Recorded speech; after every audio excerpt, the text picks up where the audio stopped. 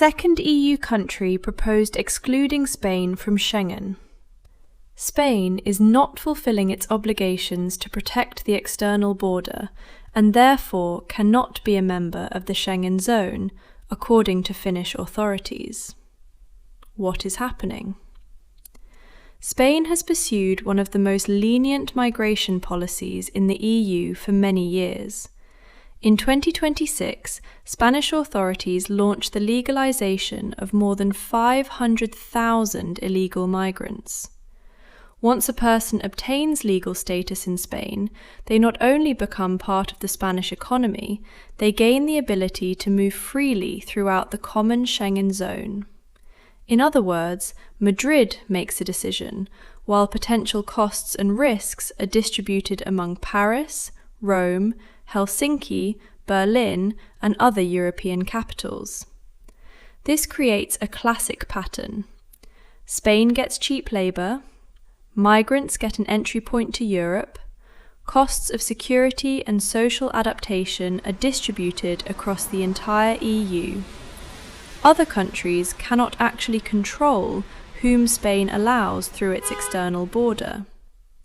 And this model is beginning to break down. Nearly 50,000 people per day is no longer typical illegal migration. It is a demonstration of how quickly the EU's external border can cease to exist if a neighbouring state weakens control or deliberately directs the flow of people toward Europe. Spanish authorities believe what is happening may be related not only to the actions of smugglers, but also to political pressure from Morocco. In other words, migrants are increasingly becoming a geopolitical tool. Don't like a European country's decision?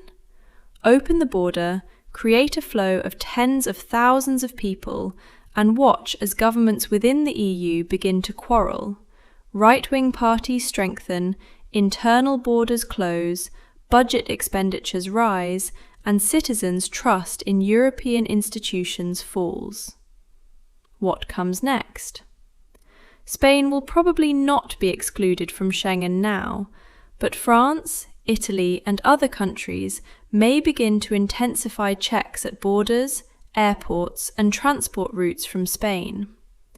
This already means the gradual transformation of Schengen from a borderless space into a space with temporarily permanent checks. First, control is introduced for a few weeks due to an emergency situation. Then it is extended due to security threats. Then a new reason appears, and eventually European integration is formally preserved, but in fact borders return between countries. What does this mean for a person? For a tourist or property owner in Spain, nothing critical is happening yet. Visas, residence permits, and Spanish residencies continue to be valid. But risks are gradually increasing. Travel from Spain to other EU countries may become less free and faster. Additional checks will appear at airports and land borders. Spanish residence permits may become a less convenient tool for moving around Europe. Political conflict over migration will strengthen right-wing parties and lead to further tightening of rules for obtaining residence permits, citizenship, and social benefits. Spain's expenses for security, accommodation, and maintenance of migrants will continue to grow. Spain is trying to solve a demographic problem through population imports. But if most arrivals are low-skilled and require spending on housing, healthcare, education, and security, then instead of economic productivity growth, the economy receives tax increases. Important: European countries are increasingly unwilling to pay for each other's migration decisions. This means that one of the EU's main principles, the free movement of people, is gradually becoming hostage to the national policies of individual states. First, the EU lost a unified energy policy, then a unified foreign policy.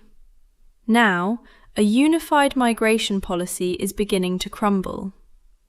Schengen remains for now, but with each such crisis, there are more and more internal borders within it.